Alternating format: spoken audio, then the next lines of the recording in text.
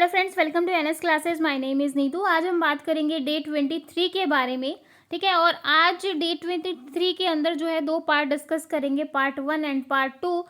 और दोनों में जो है हमारा एसक्यूएल को जो है हम फिनिश करेंगे। ठीक है, तो चलिए अपनी जो एसक्यूएल वाला जो पार्ट रहता है डीबीएमएस के अंदर उसको कंप्लीट करते हैं। और इससे पहले जो मैंने आपको नॉर्मलाइजेशन करवाया था, यानी कि नॉर्मल फॉर्म्स करवाया था, तो बच्चों को डाउट था और मैम बोला कि मैम इसको जो है दोबारा रिपीट कर दो।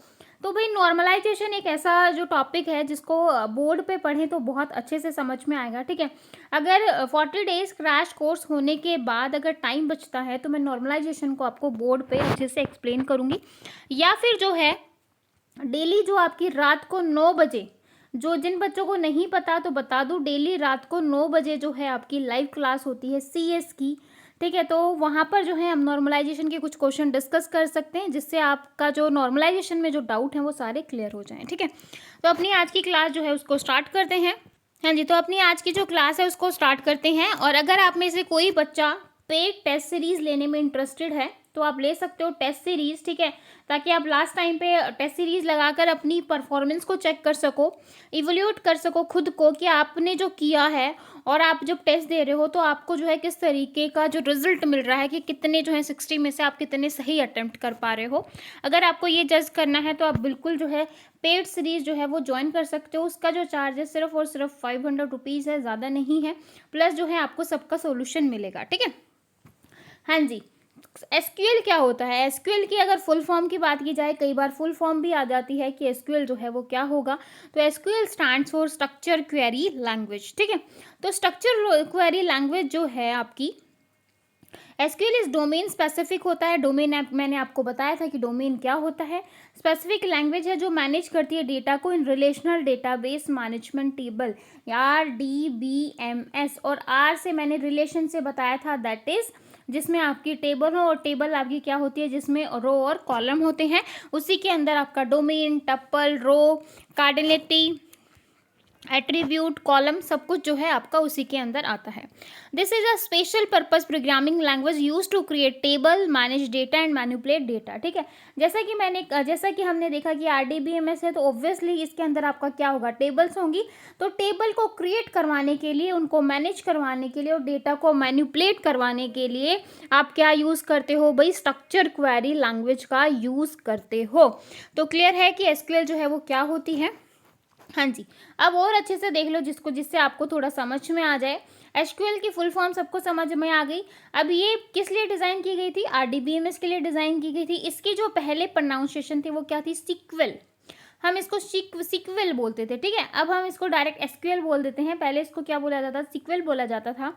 एसक्यूएल जो है वो डेटाबेस लैंग्वेज है, और इसके अंदर जो है डेटाबेस को क्रिएट किया जाता है, डेटाबेस को डिलीट किया जाता है, फैच किया जाता है, अपडेट किया जाता है, मॉडिफाई किया जाता है, चेंज किया जाता है। ठीक है, एसक्यूएल जो है वो रिलेशनल अलजेब्रा और टप्पल रिलेशनल कैलकुलस पर जो है बेस्ड होती है। ठीक है, इसके बाद देखो वाई एसक्यूएल इज रिक्वायर्ड।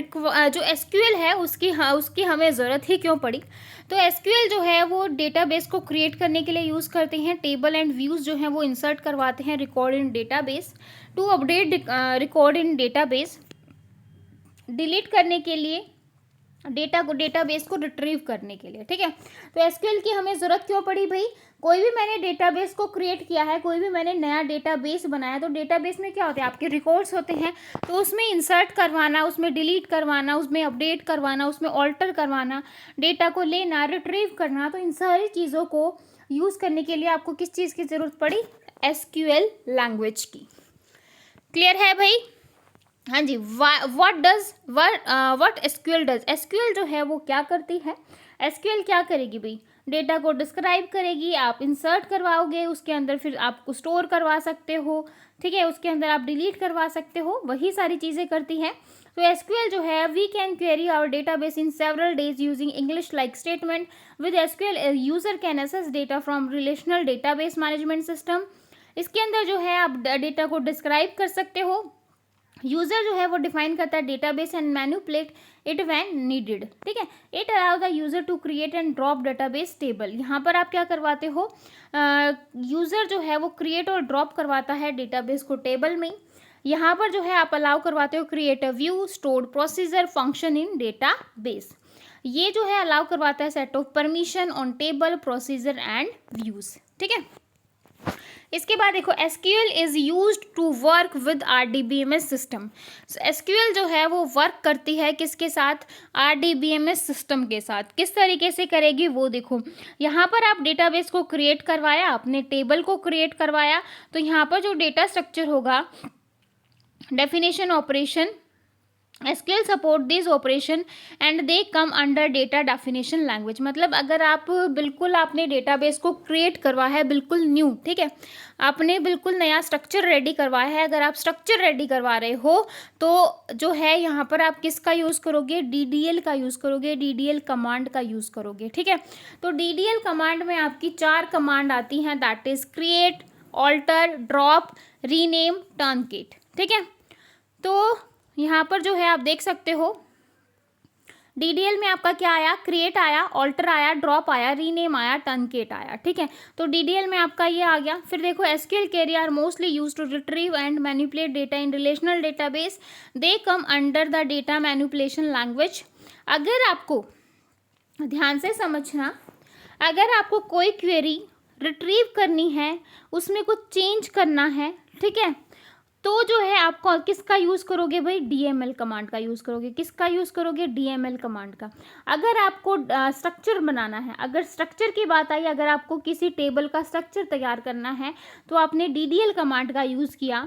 अगर आपको उसी स्ट्रक्चर में कुछ अपडेट करवाना है, कुछ चेंज करवाना है, कुछ इंसर्ट करवाना है, ठीक है, अब जैसे ये जो टेबल है ये बनी हुई है, अब मुझे इसमें कुछ इंसर्ट करवाना है, ठीक है, इसमें मुझे कुछ डिलीट करवाना है, मुझे इसमें कुछ सेलेक्ट करना है, तो इस सारी चीज़ों के लिए आप कौन सी कमांड का यूज़ करोगे, DML। ठीक है, अगर मुझे टेबल को ही क्रिएट करवाना है, सपोज मैंने बोला कि 3 और 4 बाय की जो है टेबल को क्रिएट करो। क्रिएट करने में जो है इस तरीके से मैंने यहाँ पर जो है टेबल को क्रिएट किया। ठीक है, तो क्रिएट करना, उसमें ऑल्टर करवाना, उसमें ड्रॉप करना, उसको रीनेम करना, ये सारा काम होगा DDL कमांड का। क्लियर है, क्वेश्चन आता है भाई कई बार, और आया भी है कि अगर आप स्ट्रक्चर को तैयार करवा रहे हो तो आप कौन सी कमांड यूज़ करोगे, DDL, DML, DCL या TCL। ठीक है, हाँ जी।